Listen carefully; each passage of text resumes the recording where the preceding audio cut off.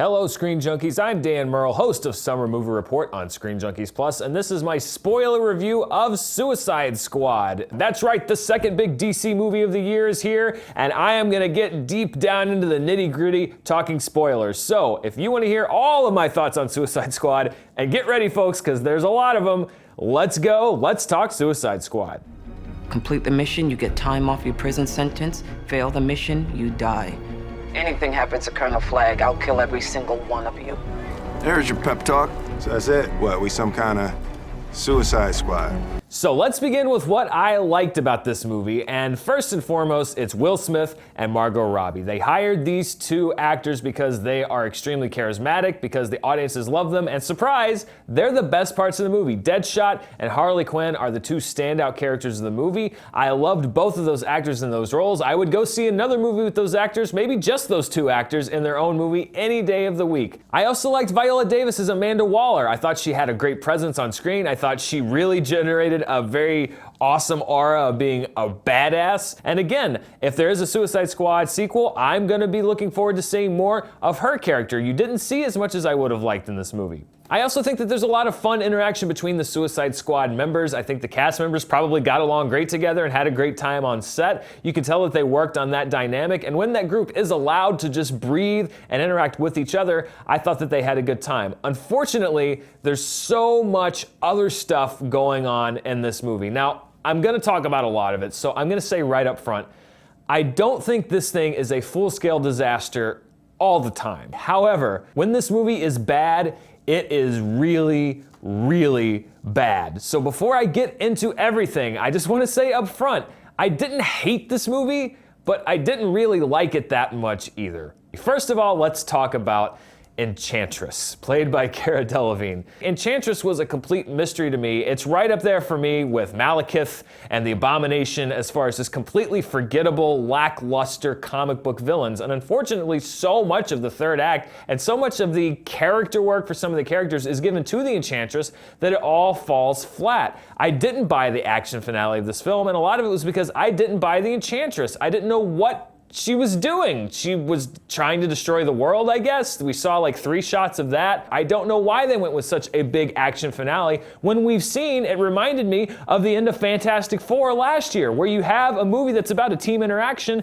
and all of a sudden it's just a big, generic, dumb, CGI, cartoony action ending. So nothing about the Enchantress worked for me. I don't think Cara Delevingne came off very well. She looked silly. A lot of the end of the movie was her in front of a green screen just kind of talking like this. I don't know why the Enchantress had to dance. She was kind of popping and locking a little bit. And her brother, whatever her brother was, this thing that inhabited some random guy, the CGI on her brother was pre-2005 CGI. It's some of the worst CG I've seen in a blockbuster in years, but there are some other issues with this movie as well. I'd like to take a minute and talk about the Joker. Now, the Joker was front and center in the marketing campaign for this movie. I think advertising the Joker as being a part of this movie is borderline false advertising, because this movie has nothing to do really at all with the Joker. Now, Harley Quinn is in it, and Harley Quinn could have been in this movie. You could cut all of her Joker stuff, and this movie would have made just as much sense. I think they included the Joker because they know that Batman is big intellectual property, and they wanted another character to help sell this movie because they were afraid that Deadshot and Harley Quinn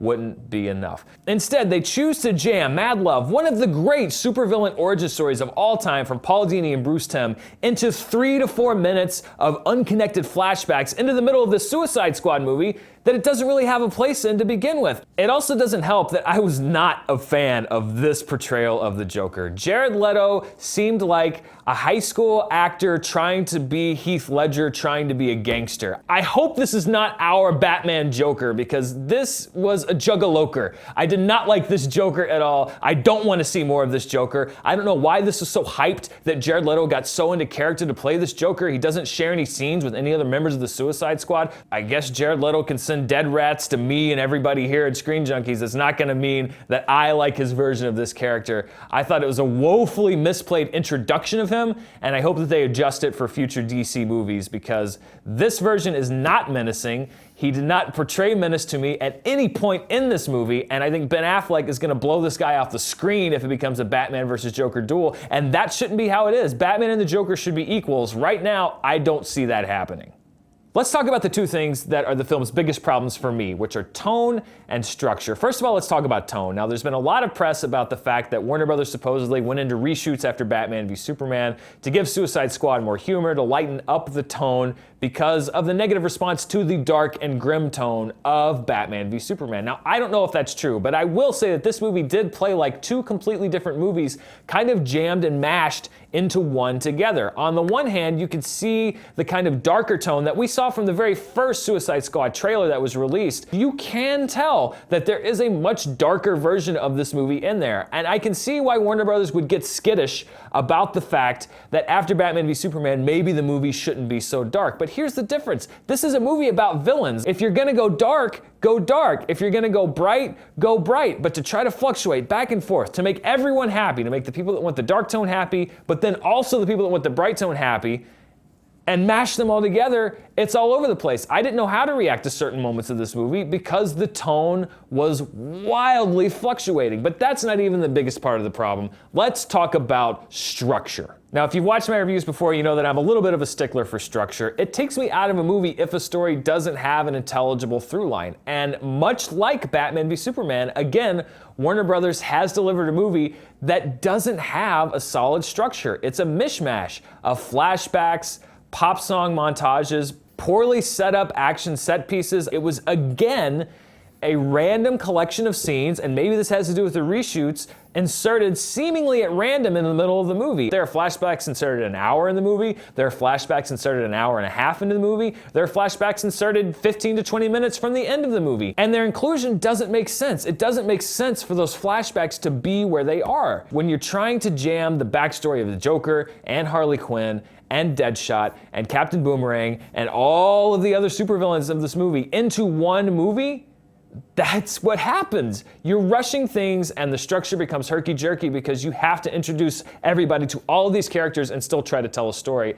And I don't think that they told a very good story. The prime example for me of this whole thing is the character of Katana. She walks onto the helicopter and you just hear, I think, Joel Kinnaman's voice just go, "Careful, boy, she's carrying a sword that'll steal your soul if she kills you with it." I would advise not getting killed by her.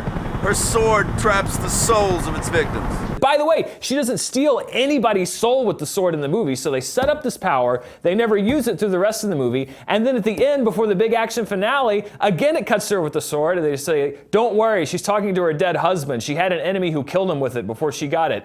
What are you talking about? The idea of someone with a katana blade that will steal your soul with it if she kills you with it, who has a backstory that she stole it from an enemy who killed her husband and her husband's soul is inside that sword, that's a badass movie on its own. Just like the Joker and Harley Quinn would be a great movie on its own. Just like Deadshot would be a great movie on its own. But it seems like Warner Brothers is insistent that to sell movies to the maximum possible audience, they're going to take as many characters as they can, put them into as few movies as they can, try to structure the story as best they can, and shove it into theaters before it's ready. We now have a sample size of these DCEU movies. We have Man of Steel, we have Batman v Superman, and we have Suicide Squad.